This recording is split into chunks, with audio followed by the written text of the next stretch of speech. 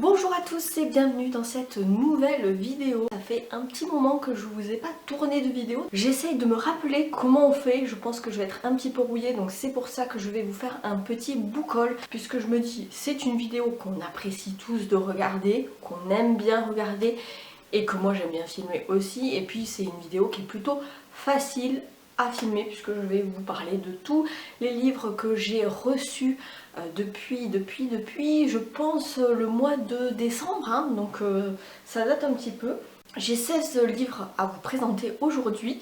Je vais les répartir en service presse, en cadeau et en achat perso, comme ça il n'y aura pas d'ambiguïté, en toute transparence vous saurez d'où proviennent les bouquins qui sont arrivés dernièrement dans ma bibliothèque. C'est parti. Donc je commence par quoi? Je vais commencer par les services presse, parce que c'est ce qu'il y a le plus, notamment avec les éditions Cherche Midi, puisque vous le savez, je suis partenaire avec les éditions Cherche Midi pour leur team thriller, donc tout ce qui est thriller. J'ai reçu alors 2 livres de la même saga que je continue à lire, c'est du Cozy Mystery que j'aime beaucoup, hein. Si vous me suivez, vous savez que j'aime beaucoup cette saga des enquêtes de Anna Swanson, donc avec ce tome 6 qui s'appelle Meurtre et biscuits au sucre, qui comporte en fait 2 tomes que j'ai déjà lus, je vous en ai parlé déjà dans mon bilan, le précédent, en tout cas le bilan, je pense c'était en décembre, il me semble. Des petites enquêtes de Cozy Mystery dans un petit village, on aime bien, en plus c'est sucré, il y a des recettes de cuisine, enfin de pâtisserie même dedans.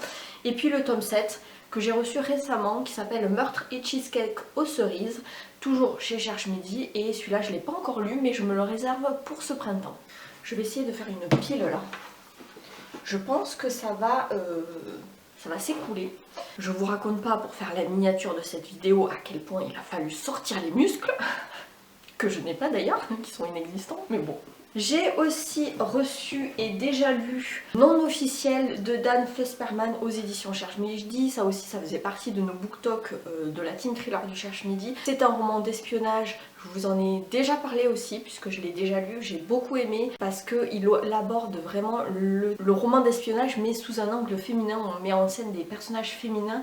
On a une double temporalité à la fin des années 70 et en 2014 et on va suivre d'un côté Hélène qui a été une jeune espionne dans le Berlin-Ouest en pleine guerre froide, et d'un autre côté on a sa fille Anna qui du coup n'a aucune idée du passé de sa mère et qui va découvrir des secrets et mener sa propre enquête, et c'était génial. Moi j'ai beaucoup aimé ce roman là, alors que d'habitude moi les romans d'espionnage c'est pas du tout ma came, mais là pour le coup j'ai trouvé ça intéressant. J'ai reçu, lu et aussi dans le cadre de BookTok de Cherche Midi, donc Un œil bleu pâle de Louis Bayard. C'est un roman qui se passe au 19e siècle aux États-Unis. Je vous en ai pas encore parlé parce que ça sera l'objet dans mon prochain bilan lecture. Il y a eu une adaptation Netflix en film que j'ai trouvé aussi très fidèle. J'ai beaucoup aimé, voilà. En plus ça met en scène le personnage d'Edgar Allan Poe qui va mener aussi son enquête, donc c'était super. Il y a une ambiance incroyable dans ce bouquin. Voilà, je vous en reparle bien sûr plus en détail dans le prochain bilan lecture, mais en tout cas voilà, j'ai passé un très bon moment de lecture avec celui-ci et je vous le recommande, même si c'est quand même une petite bricasse qui fait plus de 600 pages, mais super, ça se lit très bien en plus. Voilà pour Cherche Midi. Ensuite j'ai aussi un tout nouveau partenariat, alors qui est récurrent je pense, en tout cas voilà, avec les éditions Tornada, que je remercie beaucoup, et qui m'ont proposé au mois de, c'était quand, en décembre je crois, décembre, janvier, je ne sais plus.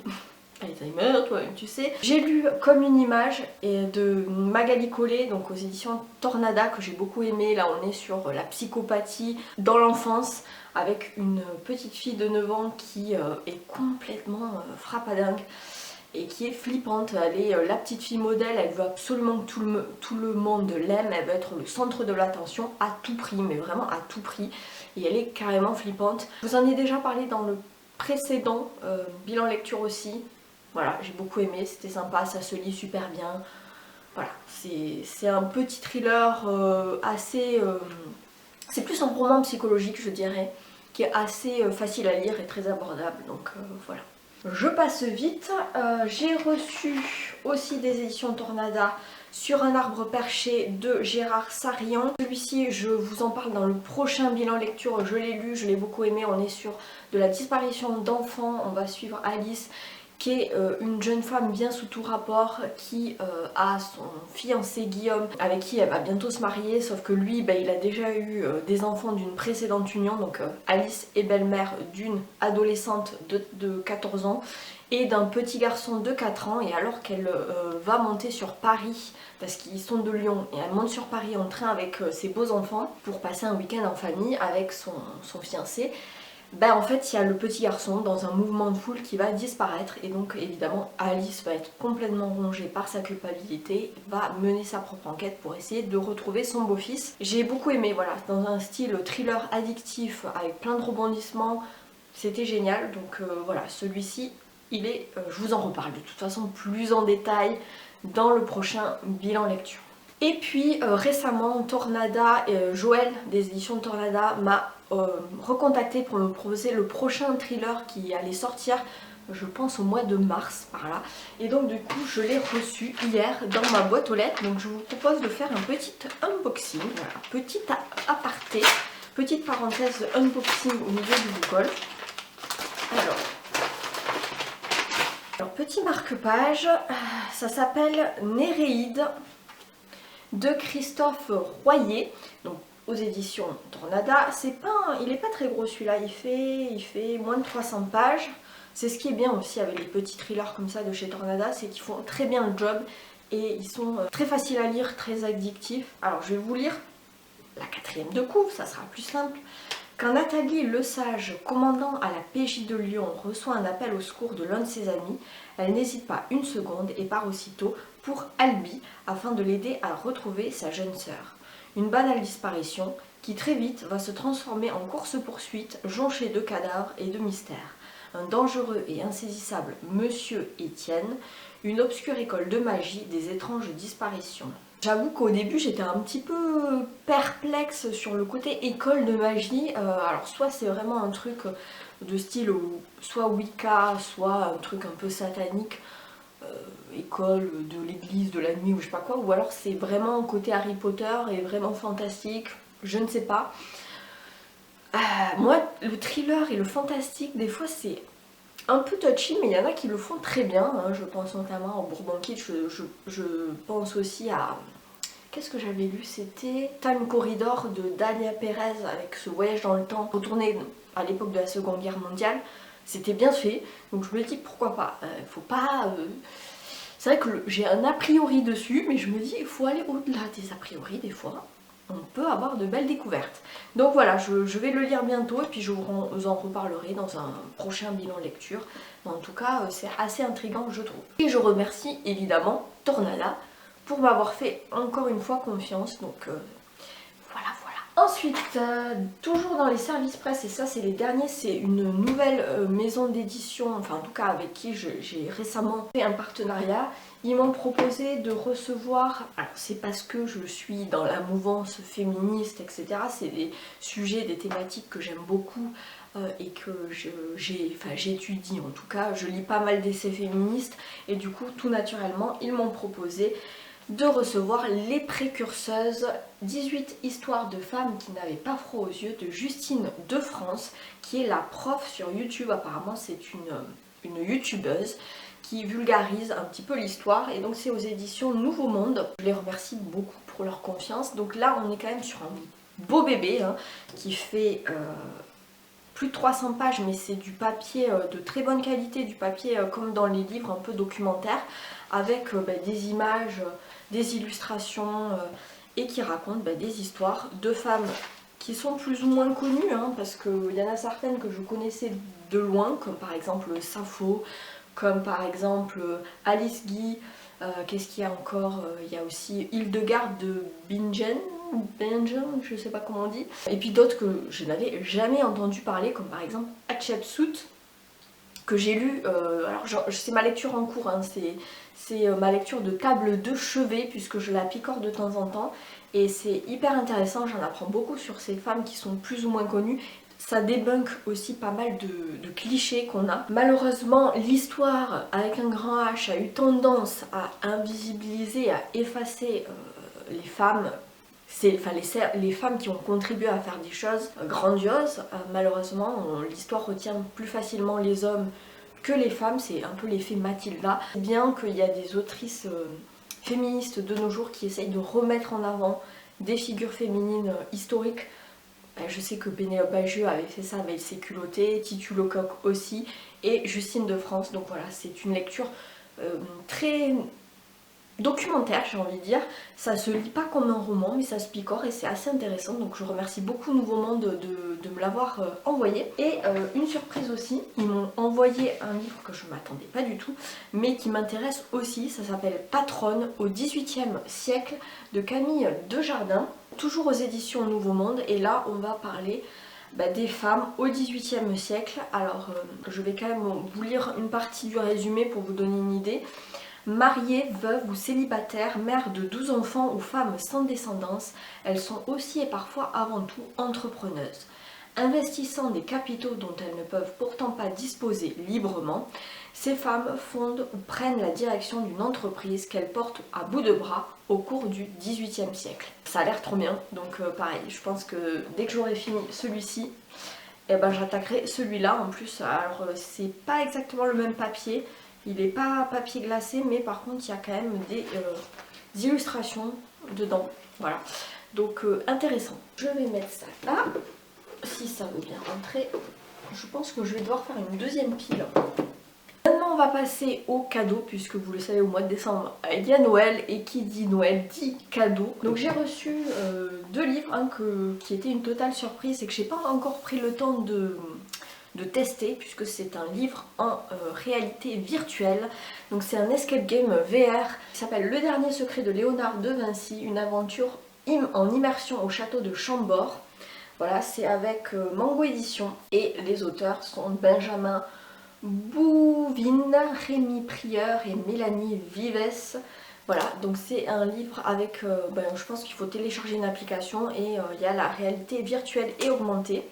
Et c'est un peu un carnet d'enquête. Vous avez des croquis un peu de Léonard de Vinci comme ceci. Comme les livres-jeux à l'époque quand on était petit. Voilà. Je pense que ça peut être assez intéressant de visiter le château de Chambord de cette manière-là. Moi c'est vrai que je suis jamais allée au château de Chambord. Mais ça peut être assez intéressant. Donc voilà pour ça. Je vous en reparlerai si je le teste, si je prends le temps de le tester, il faudrait que je me pose pour pouvoir le faire. Je continue avec un autre cadeau que j'avais demandé pour le coup au Papa Noël, celui-ci, et je ne l'ai pas encore lu, mais je pense que ça va faire partie de mes prochaines lectures parce que je suis hyper impatiente de le lire. C'est Le couple et l'argent de Titu Lecoq. Pourquoi les hommes sont plus riches que les femmes, c'est aux éditions Iconoclaste. Un essai féministe autour de l'argent, du couple hétéro. Je pense que ça va être autour du couple hétéro, puisque Titu Lecoq est dans un couple hétéro, et c'est un peu tiré de ses réflexions qu'elle avait fait dans son podcast Rends l'argent, que j'ai écouté aussi, que je vous conseille, qui est vraiment hyper intéressant, où elle mêle un petit peu études qu'elle a fait, recherches qu'elle a fait autour de cette thématique qui est le couple et l'argent, et puis de son expérience personnelle dans un couple hétéro. Comment est-ce qu'on se répartit l'argent, sachant que y a des écarts salariales, il y en a qui font plus de tâches domestiques que d'autres, majoritairement les femmes, je vous spoil pas, mais voilà, c'est hyper intéressant. Je vous lis un peu la 4e de couverture. Les hommes sont plus riches que les femmes. Dès l'enfance, les garçons reçoivent plus d'argent de poche que les filles. Adultes, à poste égal, les femmes sont moins bien payées que les hommes. Et le couple accentue encore les inégalités. Au cours de la vie, à deux, l'écart ne cesse de se creuser, sans que ni l'un ni l'autre ne s'en rendent compte, ou bien préfèrent l'ignorer. Chaque fois, il y a des explications et une combinaison de bonnes raisons, mais le tableau général est accablant. J'écris depuis des années sur les violences sexuelles, le travail domestique, l'invisibilisation des femmes. Il était temps que je m'intéresse à ce qui est souvent plus tabou que la vie sexuelle, l'argent. Donc voilà, ça a l'air passionnant, il me tarde de le lire. Voilà un petit peu pour les cadeaux que j'ai reçus à Noël. Et puis là, je vais parler de mes achats. Des achats que je suis allée faire chez Emmaüs et à la Glanerie, qui est une espèce de ressourcerie toulousaine. Donc voilà, j'ai 5 livres. J'ai acheté 5 livres récemment. J'ai acheté, ça c'était à Emmaüs et ça c'était à la Glanerie. J'essaye de répartir. Chez Emmaüs, je suis allée au nouveau Emmaüs. En fait, l'Emmaüs où j'allais d'habitude à déménagé et du coup il est dans un nouveau hangar qui est plus proche de chez moi. Et du coup j'avais dans mes précédentes vacances, c'était quand aux vacances de Noël, j'ai eu envie d'aller voir un petit peu ce déménagement. Et ces nouveaux locaux, bon effectivement il n'y avait pas grand chose, mais j'ai quand même trouvé 3 livres. Donc le premier, un Agatha Christie, vous savez que j'adore Agatha Christie, c'est Le Major parlait trop aux éditions Le Livre de Poche. En plus il est dans un très très bon état et j'aime beaucoup la couve. Ça fait très estival. On est avec Miss Marple qui est en vacances aux Antilles et qui étudie en toute discrétion les hôtes de son hôtel. Et on a le Major Palgrave qui ne cesse de l'accabler de récits de ses exploits, etc. Mais il parle trop et il meurt. Et donc évidemment Miss Marple va enquêter. Un petit Agatha Christie dans la pile à lire, ça fait toujours plaisir. Ouais, chez Emmaüs les poches ils sont en 50 centimes donc... je me suis pas privée. J'ai pris aussi sur vos conseils Travail soigné de Pierre Lemaître aux éditions Le Livre de Poche qui est en fait le premier tome juste avant Alex, puisque j'avais Alex dans ma pile à lire. Apparemment, enfin Alex est incroyable. Je pense que c'est le Pierre Lemaître qui est peut-être le plus cité comme étant un très bon thriller. Mais juste avant, il y a Travail soigné à lire. Donc voilà, il y a beaucoup d'entre vous qui m'avaient conseillé de le lire avant. Donc je vous ai écouté et je l'ai pris chez Emmaüs. Dès le premier meurtre épouvantable et déroutant, Camille comprend que cette affaire ne ressemblera à aucune autre. Et il a raison. Oui, parce que Camille, je m'appelle Camille, mais Camille est un prénom aussi masculin. D'autres crimes vont suivre, horribles et illogiques. La presse, le juge, le préfet se déchaînent bientôt contre la méthode de Camille. Alors, Verhoeven, je ne sais pas dire ce nom de famille. C'est un policier atypique qui ne craint pas les affaires hors normes. Voilà, donc il va enquêter pour trouver l'assassin. Donc voilà, affaire à suivre.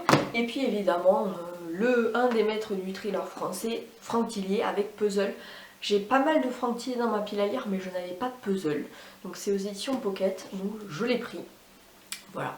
Et ensuite, je suis allée à la glanerie qui est un peu une sorte de ressourcerie. C'est un peu comme Emmaüs, mais je trouve que les prix sont légèrement un peu plus chers. Au lieu d'être à 50 centimes, les poches sont à 1 euro, mais bon. Voilà, je me suis pas ruinée non plus puisque j'ai pris 3 livres. Donc le premier, c'est un petit Amélie Nothomb qui s'appelle Barbe Bleue aux éditions Le Livre de Poche. Ça pareil, Amélie Nothomb, c'est un incontournable de ma pile à lire. Ça fait toujours plaisir à lire entre deux gros pavés. Des petits livres qui passent toujours très bien. Comme toujours avec Amélie Nothomb, il n'y a pas de résumé à part une phrase, la colocataire et la femme idéale. Point. Allez, tant savoir de quoi ça parle, on verra bien. J'ai pris, alors qui était dans un état mais impeccable, je ne pouvais pas passer à côté, même si je crois que c'est un tome 8 il me semble. C'est À la folie pas du tout de N.J. Harlidge aux éditions 10-18. J'avais beaucoup aimé le premier tome qui s'appelle Amstramgram, donc des enquêtes de Helen Grace. Et en fait depuis je cherche le tome 2 en seconde main, mais bon voilà, la saison des vides-greniers et compagnie étant pas encore d'actualité, je n'ai pas encore lu ce tome 2, mais je me dis que si j'arrive à trouver la suite chez Emmaüs, dans les boîtes à livres, dans les vides-greniers, les brocantes, tout ça, petit à petit je me constituerai cette saga. Je vais pas trop lire le résumé puisque c'est un tome 8, mais je me dis au moins il attendra sagement dans ma pile à lire. Et enfin, une autrice que j'avais déjà lue mais j'avais pas du tout aimé, c'était Embrun de Louise May. J'avais pas aimé, enfin pas trop, en tout cas à l'époque où je l'avais lu. Mais pourtant, je sais que Séverine n'arrête pas de dire Louise May, c'est génial, faut lire Louise May, c'est féministe, naninana. Donc j'ai décidé de lui donner une seconde chance et j'ai trouvé donc à la glanerie Les Ravagés de Louise May. Ça c'est quoi comme édition? Je pense que c'est une vieille édition France Loisirs. Donc Andrea est une silhouette chancelante après un énième samedi soir alcoolisé. Ses amis ont prolongé la fête, les taxis ont déserté la place, le vide a empli l'espace. On n'a qu'une envie ici et maintenant, faire passer le temps plus vite. Mais pas le choix, il s'agit d'être pragmatique, mettre un pied devant l'autre, entendre le bruit de ses pas en triple exemplaire, trouver ça normal, fixer la lumière, un point de civilisation, ne pas tomber. Pourtant, cette nuit-là ne ressemble pas aux autres. La tête collée au bitume, dans l'urine et la poussière, Andrea a mal. Alex est flic et mère célibataire. Elle officie au crime et délits sexuels au commissariat du nord de Paris. Chaque jour, elle voit défiler les plaintes pour viol, harcèlement, atteinte à la pudeur. L'ambiance d'anesthésie générale, il faut parfois lutter pour continuer à compatir. Ça a l'air d'être assez dark sur les agressions, les viols, le harcèlement sexuel, etc. Donc voilà, une thématique joyeuse, mais je pense qui est intéressant à dénoncer, donc à voir ce que ça va donner. Voilà, j'en ai fini avec ce book haul pour revenir un petit peu, me remettre en selle pour filmer des vidéos. J'espère que, en tout cas, cette vidéo vous aura plu. Si c'est le cas, n'hésitez pas à mettre un petit pouce en l'air, ça me fait plaisir et ça fait plaisir à l'algorithme. Et puis n'hésitez pas à me dire vous aussi qu'est-ce que vous avez reçu, acheté comme livre, quels livres ont rejoint vos bibliothèques récemment. N'hésitez pas à vous abonner si c'est toujours pas fait. Et puis moi je vous souhaite d'excellentes lectures et je vous dis à très vite pour une prochaine vidéo. Ciao!